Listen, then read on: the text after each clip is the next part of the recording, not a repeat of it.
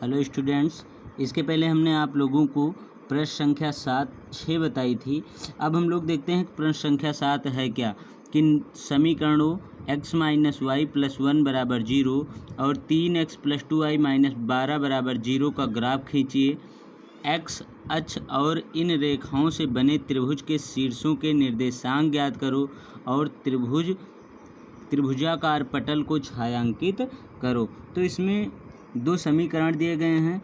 इन समीकरणों को सॉल्व करके x और y का मान ज्ञात करना है और x और y का मान ज्ञात करने से जो ग्राफ बनेगा और उस ग्राफ बनने पर हमें एक त्रिभुजाकार आकृति बनेगी। तो उस त्रिभुजाकार आकृति से जो हमें खाली स्थान मिलेगा उसको छायांकित करना है। तो पहले दिए गए समीकरणों को युग्मों को सॉल्व कर लेते हैं और दिए गए समीकरण युग्मों को सॉल्व करने के बाद x और y के मान हम ज्ञात कर लेते हैं। तो आइए हल करते हैं। सबसे पहले हमको दिया गया है, कौन कौन सा समीकरण दिया गया है, x माइनस वाई प्लस 1 बराबर 0। और हमें दूसरा समीकरण क्या दिया गया है, दूसरा समीकरण हमको दिया गया है कि दूसरा समीकरण है हमारा 3x प्लस 2y माइनस 12 बराबर का 0। ये इक्वेशन नंबर 1 और ये इक्वेशन नंबर 2 है। तो सबसे पहले हम समीकरण 1 को देखते हैं। तो समीकरण 1 से यहाँ पर y भाई क्या है, y को अब यहाँ पर y क्या है, निगेटिव है, उधर जाएगा तो पॉजिटिव। तो यहाँ से y बराबर हमारे पास इधर केवल बचेगा y बराबर x प्लस 1। अब जब y बराबर x प्लस 1 तो विभिन्न मानों को, x के विभिन्न मानों को रखकर हम y के विभिन्न मानों को ज्ञात कर लेते हैं।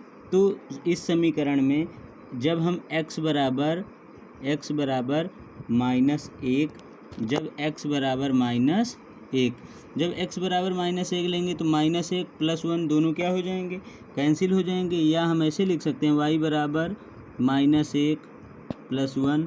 तो यहाँ से y बराबर क्या मिल जाएगा हमको, 0 मिल जाएगा। y बराबर क्या मिल जाएगा हमको, 0 मिल जाएगा। जब हम x बराबर, यहाँ पर हमने -1 लिया, इसी प्रकार जब x बराबर हम 0 लेंगे तो y बराबर हमें क्या मिल जाएगा, यहाँ पर 0 हो जाएगा। तो 0 प्लस 1, तो y बराबर हमको क्या मिल जाएगा, y बराबर हमको मिलेगा 1। इसी प्रकार जब हम x बराबर क्या ले लें, 1 ले लें, तो y बराबर 1 प्लस 1 बराबर, तो y बराबर हमको क्या मिल जाएगा, 2। तो इस प्रकार हमको x बराबर कौन कौन से निर्देशांक मिल जाते हैं। इसलिए समीकरण 1 के निर्देशांक हमको मिलेंगे भाई, क्या 1 के निर्देशांक मिलेंगे। सबसे पहले भुज लिखा जाता है, फिर कोट, तो -1 कामा 0, फिर 0 कामा 1, फिर 1 कामा 2। इस प्रकार समीकरण 1 से मिल गया। अब समीकरण 2 से देख लेते हैं। तो समीकरण 2 हमारा क्या है, समीकरण 2 से, तो समीकरण 2 हमारा क्या है, समीकरण 2 है 3x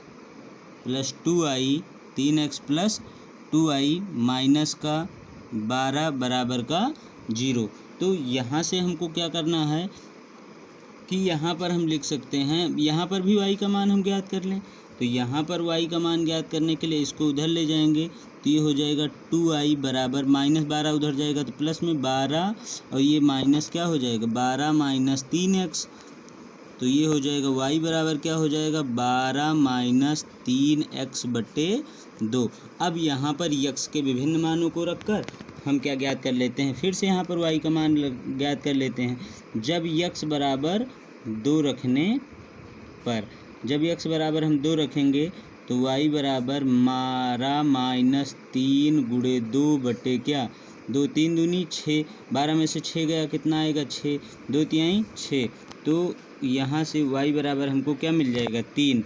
इसी प्रकार x बराबर क्या रखने पर, जब 4 रखेंगे तो y बराबर क्या हो जाएगा, 12 माइनस 3 गुणे 4 बटे 2, 3 चौक 12। तो 12 माइनस 12 0, तो y बराबर हमको क्या मिल जाएगा 0। तो x बराबर जब हम 6 रखेंगे तो y बराबर हमको मिल जाएगा 12 माइनस 3 गुणे 6 बटे 2, 3 छंग 18, 12 में से 18 जाएगा माइनस का 6 और 2 माइनस का 6 बटे 2 बराबर माइनस का 3। तो y बराबर हमको क्या मिल जाएगा माइनस का 3। तो समीकरण 2 से क्या निर्देशांक मिलेंगे हमको, तो समीकरण 2 से जो निर्देशांक हमको मिलेंगे, सबसे पहले x का लिखा जाएगा तो 2, 3, फिर क्या लिखा जाएगा 4, 0 और फिर क्या लिखा जाएगा 6, माइनस का 3। इस प्रकार समीकरण 2 से हमें जो निर्देशांक मिलते हैं ये प्राप्त होते हैं। इसलिए इन निर्देशांकों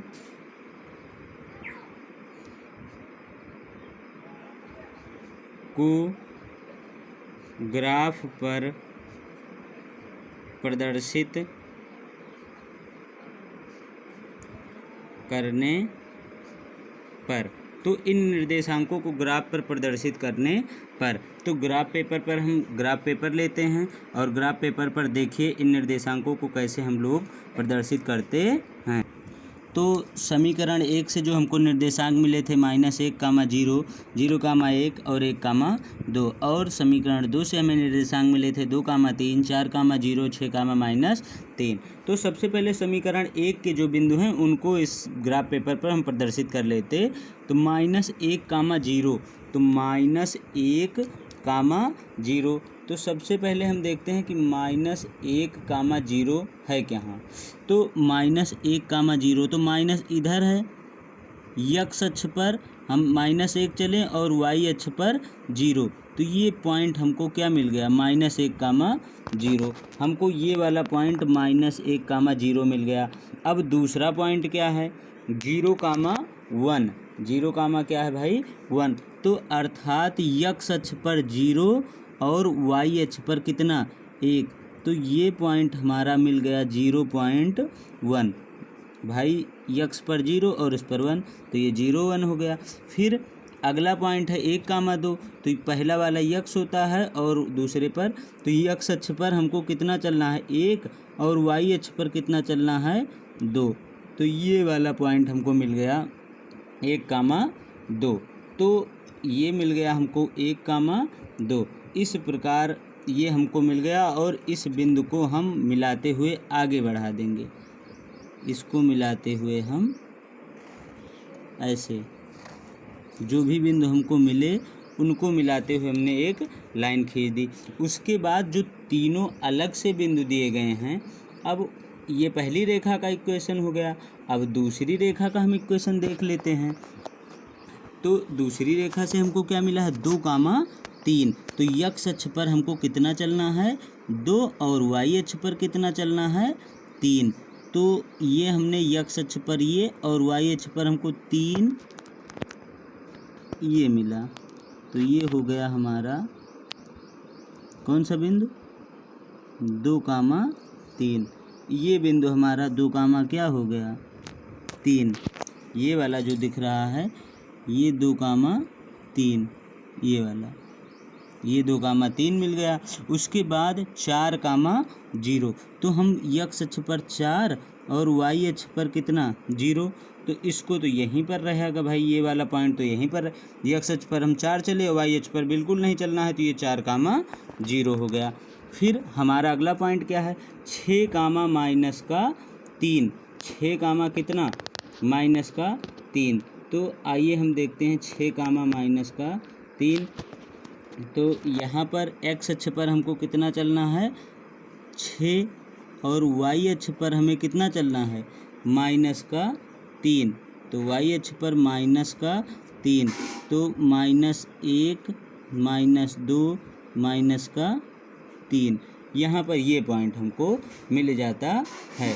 6, x अक्ष पर तो हम 3 चले, x अक्ष पर 6 चले और जबकि y अक्ष पर हमें कितना चलना है -3, तो ये वाला जो पॉइंट हमको मिलता है -3, तो ये बिंदु हो जाएगा हमारा 6, -3, बिल्कुल इसके सीध पर 6, -3 हमको मिल जाता है। तो जो हमारी रेखा इस प्रकार बनती है वो कहाँ से होकर जाएगी, 6, -3 जो है। अब इन रेखाओं को आपस में हम मिलाते हुए चले जाएंगे। तो इन रेखों बिंदुओं को मिलाने से जो हमारा ग्राफ 6, 0 है, इससे कोई मतलब है नहीं। तो 6, -3 इसके निर्देशांकों को आपस में मिलाते हुए हमने आगे बढ़ाया। तो ये पहली रेखा का इक्वेशन हो गया x - y + 1 = 0। और ये वाला हमारा हो गया, ये वाली जो रेखा है 3x माइनस क्या है, 3x + 2y माइनस का 12 = 0। अब इन दोनों रेखाओं के जो कटान बिंदु हैं, ये तो एक त्रिभुज बन रहा है। ये देखिए, ये इतना एक त्रिभुज बन रहा है। तो जो त्रिभुज बन रहा है इसका हमें क्या करना था, कह रहे थे क्वेश्चन में कि इसको छायांकित कीजिए। तो छायांकित करने के लिए हम पटरी से इसको हम छायांकित कर देंगे। तो इस प्रकार जो त्रिभुज बन गया हमारा इन दोनों रेखाओं से, ये इसका छायांकित भाग हो गया। इस प्रकार प्रश्नावली 3.2 समाप्त होती है। आगे हम आप लोगों को प्रश्नावली 3.3 बताएंगे। इस प्रकार जो हमारा त्रिभुज प्राप्त हुआ इसका हम नामकरण भी कर सकते हैं। मान लो ये बिंदु हो गया बी और ये सी। इस प्रकार त्रिभुज ABC प्राप्त हुआ। और जो इसका क्षेत्रफल था इसको हमने छायांकित भी कर दिया। इस प्रकार आशा करते हैं कि आप लोगों को ये समझ में आया होगा। धन्यवाद।